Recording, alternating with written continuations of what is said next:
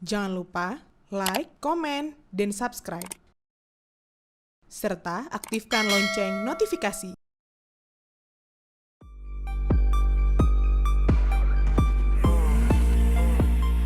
Ada satu pertanyaan yang sejak beberapa hari terakhir menggantung di kota Banda Aceh, Provinsi Aceh.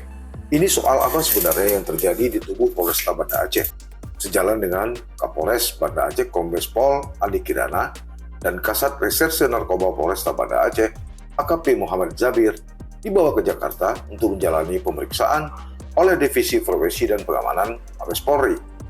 Sampai Jumat 7 Agustus 2026 lalu, keduanya masih menjalani pemeriksaan. Dan hingga kini, Mabes Polri belum mengungkap perkara apa yang sedang diperiksa.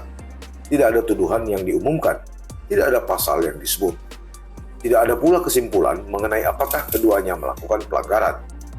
Dan di titik inilah, masyarakat perlu berhati-hati, sebab pemeriksaan propam bukanlah vonis. Seseorang yang diperiksa tentu saja belum tentu bersalah. Namun ketika yang diperiksa adalah Kapolresta dan pejabat yang membawahi fungsi pemberantasan narkoba, tentu ada alasan mengapa prosesnya dilakukan sampai di tingkat Mabes Polri. Kepala Divisi Humas Mabes Polri, Irjen Pol Joni Edison Isir, mengatakan pemeriksaan dilakukan secara profesional dan sesuai mekanisme internal kepolisian. Menurut dia, proses itu merupakan tindak lanjut dari informasi dan partisipasi masyarakat yang lebih dulu ditelaah sebelum ditindaklanjuti. Artinya, sejauh keterangan resmi yang tersedia, sumber awal pemeriksaan bukan perkara yang sudah dinyatakan terbukti, melainkan informasi yang dianggap perlu diperiksa lebih lanjut. Pertanyaannya kemudian adalah, informasi tentang apa? Disinilah ruang spekulasi mulai terbuka. Tetapi kita tidak boleh mengisi dengan tuduhan. Ada pula beberapa kemungkinan yang secara logis bisa menjadi ruang pemeriksaan propam. Sebut saja soal disiplin dan prosedur internal. Propam dapat memeriksa apakah seorang anggota Polri menjalankan kewenangan sesuai aturan, apakah prosedur penanganan perkara dipenuhi, atau apakah ada tindakan yang dianggap menyimpang dari ketentuan. Kedua, soal penanganan perkara narkotika. Ini menjadi salah satu kemungkinan yang patut diperhatikan karena Muhammad Zabir berada di posisi Kasat Res Narkoba. Fungsi narkoba adalah salah satu wilayah paling sensitif dalam kepolisian. Barang bukti, tersangka, jaringan, uang, informasi, penyelidikan, sampai hubungan dengan informan, semuanya berada dalam ruang yang berisiko tinggi. Tetapi sekali lagi, tidak ada keterangan resmi yang menyatakan pemeriksaan Andi Kirana dan Muhammad Zabir berkaitan dengan penyalahgunaan barang bukti, perkara narkotika tertentu, atau keterlibatan dalam jaringan narkoba. Karena itu, semua kemungkinan tersebut masih sebatas ruang yang harus dibuktikan oleh pemeriksaan. Ketiga, pemeriksaan bisa saja menyentuh pengawasan atasan terhadap bawahan. Ini penting karena posisi Kapolresta berbeda dengan seorang anggota biasa. Kapolresta bukan hanya bertanggung jawab terhadap tindakan pribadinya, ia juga memimpin satu organisasi. Maka itu ketika ada dugaan pelanggaran serius di lingkungan satuannya, pertanyaan yang dapat muncul bukan hanya siapa yang melakukan, tetapi juga siapa yang mengetahui, siapa yang mengawasi, apakah ada perintah, apakah ada pembiaran, dan yang paling penting, apakah sistem pengawasan internal telah bekerja. Disinilah jabatan Kapolresta membawa resiko yang jauh lebih besar. Sebab semakin tinggi jabatan seseorang, semakin besar pula tanggung jawab melekat pada kewenangannya. Andi Kirana baru menjabat sebagai Kapolresta Banda Aceh sejak Januari 2026, setelah sebelumnya menjabat sebagai Wadir Lantas Polda Aceh.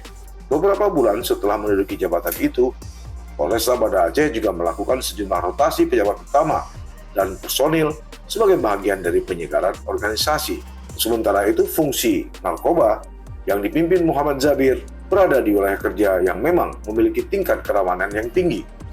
Pada April 2026 lalu misalnya, Polresta Banda Aceh bersama Kajari Banda Aceh dan Aviation Security Bandara Sultan Iskandar Muda memusnahkan barang bukti sabu seberat 1.927,60 gram. Dalam pemberitaan resmi saat itu, barang bukti tadi disebut telah memiliki penetapan status penyitaan dari kejaksaan. Catatan ini bukan berarti perkara tersebut berkaitan dengan pemeriksaan propam sekarang. Tidak ada dasar untuk mengatakan demikian. Tetapi fakta itu menunjukkan mengapa jabatan Kasatgas Narkoba merupakan posisi yang memiliki tingkat risiko yang tinggi. Maklum saja, dalam perkara narkotika, kesalahan kecil dalam administrasi, pengamanan barang bukti, proses penyidikan hubungan dengan tersangka, atau pengambilan keputusan dapat berkembang menjadi persoalan etik maupun pidana apabila memang ditemukan unsur pelanggaran. Lalu bagaimana dengan risiko jabatan Kapolresta? Risikonya bahkan lebih luas. Kapolresta berdiri di puncak struktur kepolisian tingkat kota. Dia dituntut untuk memastikan pelayanan publik dapat berjalan dengan baik, penegakan hukum berlangsung sesuai aturan, anak buah bekerja profesional, dan seluruh perkara dapat dipertanggungjawabkan. Karena itu, jika nanti pemeriksaan menemukan adanya pelanggaran, tentu saja dampaknya tidak hanya menyentuh individu, bisa merembet ke karir, jabatan, reputasi, kepercayaan publik, bahkan kredibilitas institusi Polri di Banda Aceh. Begitupun ada sisi lain yang juga harus kita ingat. Jika pemeriksaan pada akhirnya tidak menemukan pelanggaran, maka publik juga harus memberi ruang bagi nama baik kedua pejabat tersebut untuk dipulihkan. Inilah prinsip paling sederhana dalam proses hukum dan etik. Diperiksa tidak sama dengan bersalah. Dan karena Mabes Polri belum membuka substansi pemeriksaan, maka publik sebaiknya tidak terburu-buru menarik kesimpulan.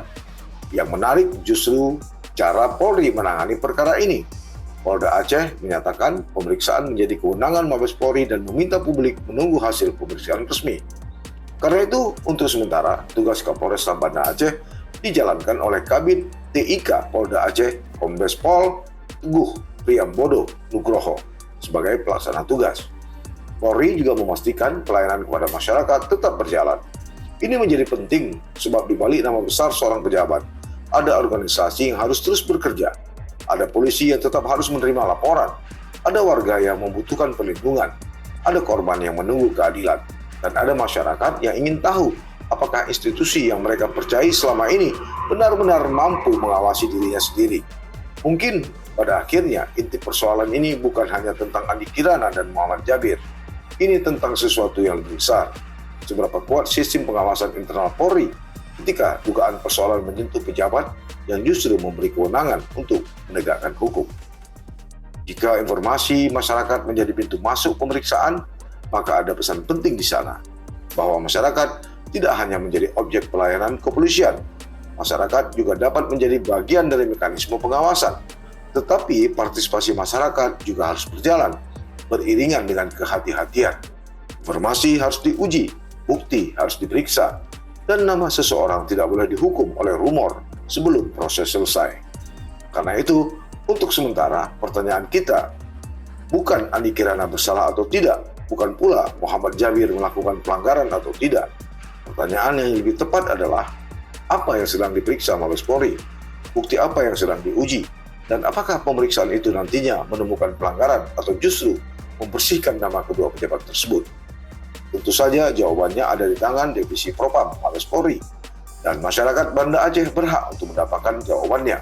Sekali lagi, bukan melalui rumor, bukan melalui potongan pesan WhatsApp, bukan melalui spekulasi, tapi melalui pesan resmi berdasarkan fakta dan hasil pemeriksaan. Sebab dalam perkara seperti ini, transparansi bukan sekedar soal nama siapa yang bersalah. Transparansi juga berani mengatakan ketika tidak ditemukan kesalahan. Pada akhirnya yang sedang diuji bukan hanya dua orang perwira, tapi yang sedang diuji adalah integritas sebuah institusi, dan masyarakat sedang menunggu satu hal yang sederhana, yaitu kebenaran.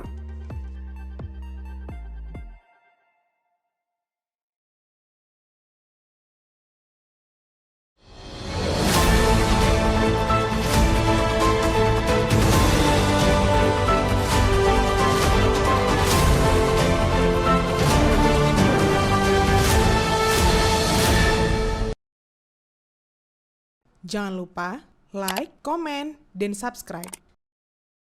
Serta aktifkan lonceng notifikasi.